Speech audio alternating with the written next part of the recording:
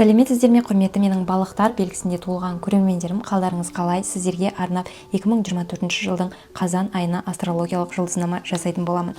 Өздеріңіздің асцендент белгілеріңіз бойынша да қараңыздар. Егер асцендент белгіңізді білмейтін болсаңыз, онда астында Telegram, Instagram каналдарыма тіркеліп, сол жақта маған жазсаңыздар, анықтаймыз бірге. Енді осы қазан айының басы бізде күннің тұтылуымен басталады. Яғни сіздердің қарым-қатынас секторларыңызда, партнерларыңыздың секторында болады.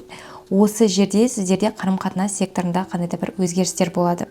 Яғни арадағы проблемалар немесе кез келген мәселелерді сіздер енді бір жақта шешпейсіздер.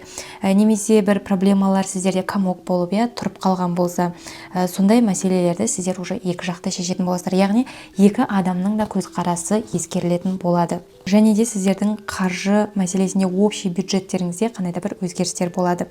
Бұл жақта да сіздер жұмсалатын ақша болса, немесе бір жерге салатын ақша болса, уже сіздер барлығын келісіп, компромиспен шешетін боласыздар. Яғни екі жақ келісіп барып жұмсалатын болады әрбір қаржы. Енді бұл күннің тұтылуы кезінде физикалық әрекет тұрғысынан қандай да бір өзгерістер басталады. Бізде айдың күннің тұтылуы әрдайым қандай да бір өзгерістер алып келеді. Одан кейін 6-сынан бастап қарым-қатынастағы напряженный ситуациялар сіздерде азаятын болады. Яғни келісімге келу, ымыраға келу болады сіздерде. Ол мейлі сіздің бизнес партнерларыңыз болсын, мейлі өзіңіздің жеке өміріңіздегі партнеріңіз болсын, жалпы келісімге, ымыраға келу болады. Бұрынғандай сіздерде эмоциональный қиыншылықтар болмайды. Яғни эмоционально қиналмайсыздар сіздер.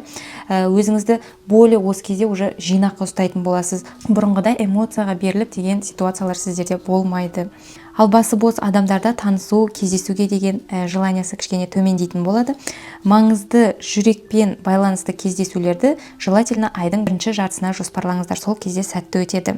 Жұмыста да кішкене басқалар асыққанымен сіз асықпайтын боласыздар. Кішкене баяулайсыздар.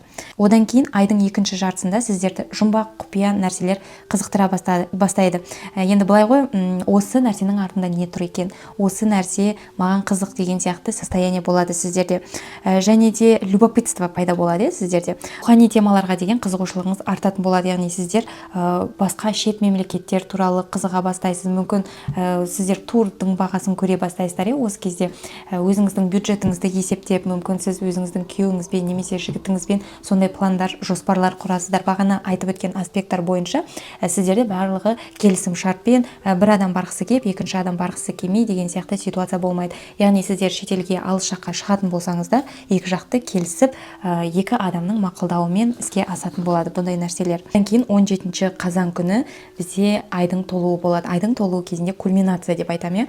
Біз бір нәрселерді, бір жұмыстарды аяқтаймыз. Осы кезде бір нәтиже, қорытынды аламыз.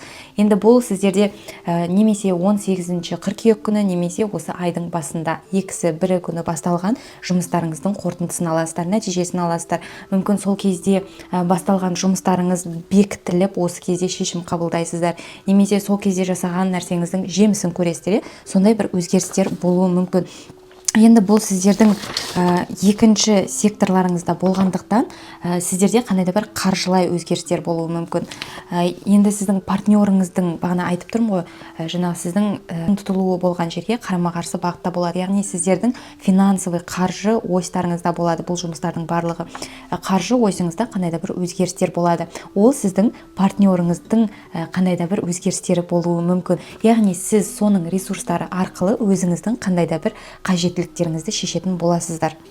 Сізге тікелей байланысты болады. Одан кейін сіздер осы сәтте қатты импульсивный боласыздар және ойланбаған шығындар болуы мүмкін. Егер сіздің жеке натальный картаңызды алып қарайтын болсақ, ол жерде қандай да бір негативный аспекттар болса, ол сізде шығындар түрінде шығып кетуі мүмкін. Немесе гармоничный аспекттар болса, сізде наоборот кіріс кіруі мүмкін. Бірақ сіздің партнерларыңыз арқылы кіретін кіріс. Айдың толуы кішкене негативный аспекттарда болады. Бұл жерде бізде үлкен квадрат деген аспект болады. Сондықтан бұл айдың толуы напряженно өтеді.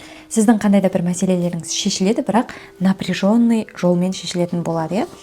Одан кейін 20-сынан бастап сіздердің артық көңіл бөліп, артық энергияңызды жіберіп жатқан қандай да бір эмоциональный шұңқырларды табатын боласыздар. Яғни сіз түсінесіз, өзіңіздің энергияңыз қай жаққа қарай кетіп жатыр. Сіздің көп энергияңыз қай жаққа жұмсалады, соны табасыздар сіздер.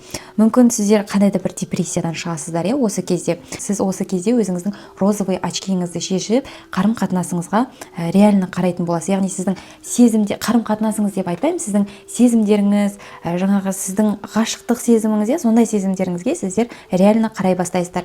То есть сіз қандай да бір манипуляциядан шығатын боласыздар. Манипуляция жібін өз қолдарыңызға аласыздар. Енді сіз манипуляция жасайтын боласыз. Осы күнге дейін сондай бір зависимый қарым-қатынаста, немесе мен осы адамды сүйемін, осы адамды жақсы көремін, осы адаммен бақытты боламын деген қандай да бір иллюзиялар болатын болса, сізде сондай иллюзиялардан арылатын боласыз. Яғни өзіңіздің сезімдеріңізге трезво, реально қарайтын боласыздар. Жалпы қазан айын жаңа бір этапқа плавный переход деп айтсақ болады. Әсіресе 27-сі, 28-сі және 1 күні туылған балықтарға қаттырақ әсер ететін болады.